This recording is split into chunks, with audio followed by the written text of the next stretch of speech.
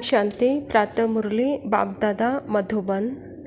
मीठे बच्चे, तुम्हें रूहानी पंडा बन यात्रा करनी और करानी है।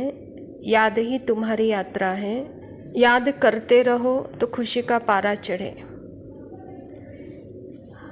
वर्तमान समय परमात्मा इस धरा पर आकर हम आत्माओं को अपने घर ले जाना चाहता है, क्योंकि अभी नाटक खत्म होने वाला है। तो बच्चे, आप सबको यह रूहानी यात्रा कराओ, कहता है बाबा। यह यात्रा खुद भी करनी है और दूसरों को भी करानी है। याद ही सच्ची यात्रा है, कहता है बाबा। जब याद में रहेंगे तो सदा खुशी का पारा चढ़ा रहेगा। प्रश्न है, निराकारी दुनिया में जाते ही कौन से संस्कार समाप्त हो जाते हैं और कौन से संस्कार रह जाते हैं?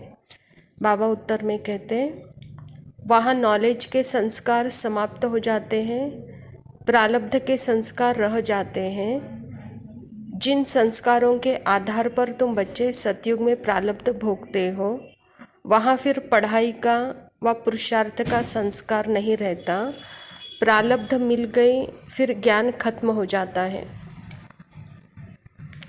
बाबा कहता है, बच्चे निराकारी दुनिया में जब जाते हो तो कौन से संस्कार रहते हैं और कौन से संस्कार नहीं रहते हैं। तो बाबा कहता है, जब निराकारी दुनिया अर्थात सतयुग को भी हम निराकारी दुनिया कहेंगे, क्योंकि वहाँ पे हम आत्माभिमानी होते हैं। तो आत्माभिमानी होते हुए सब कुछ अनुभव करते रहते हैं, भोगते रहते हैं, प्रारब्ध पाते रहते हैं। तो बाबा कहता है, वहाँ पे पुरुषार्थ के संस्कार नहीं रहते हैं, वहाँ प्रारब्ध के संस्कार रहते हैं। पढ़ाई के संस्कार वहाँ नहीं रहते हैं।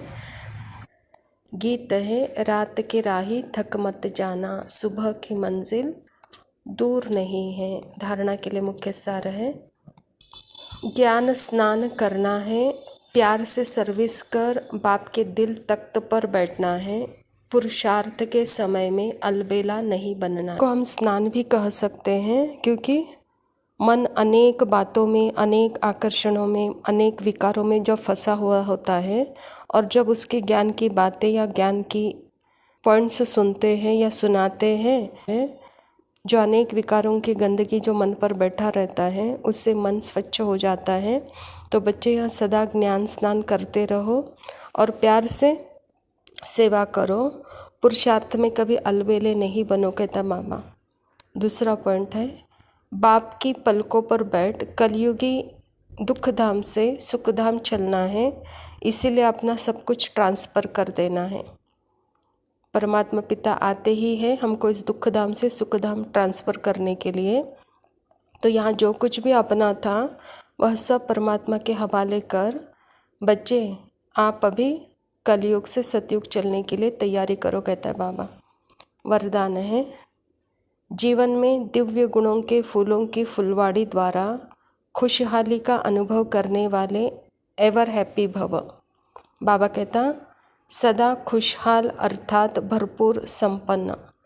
पहले कांटों के जंगल में जीवन थी, अभी फूलों की खुशहाली में आ गए।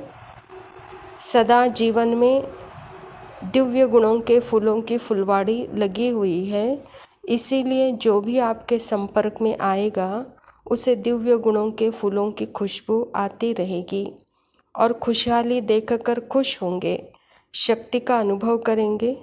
खुशहाली औरों को भी शक्तिशाली बनाती और खुशी में लाती, इसीलिए आप कहते हो हम एवर हैप्पी है।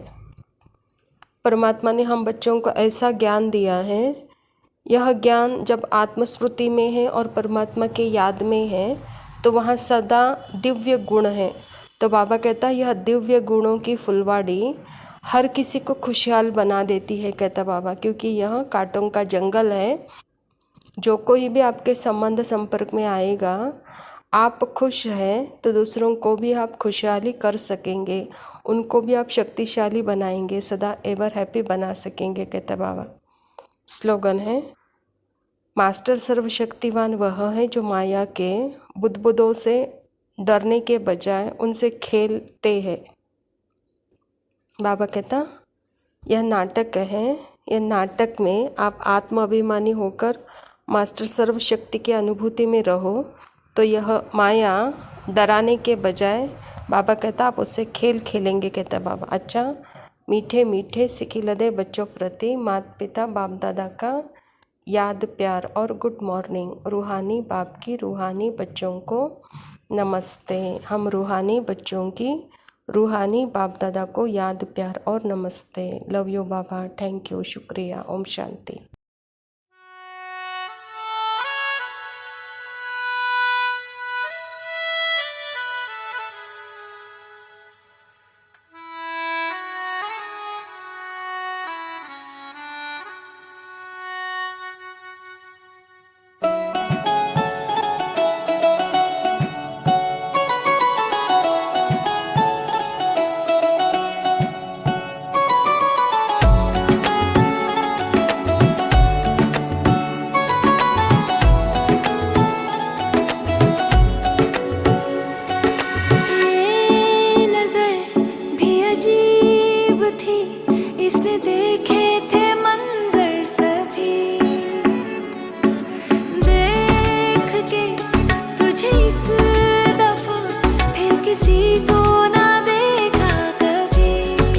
मेरा पहला जुनून, तू मेरा पहला जुनून, इश्क आखिरी है तू, मेरी जिंदगी है तू, मेरी जिंदगी है तू, गम है या खुशी है तू, मेरी जिंदगी है तू, मेरी जिंदगी है तू।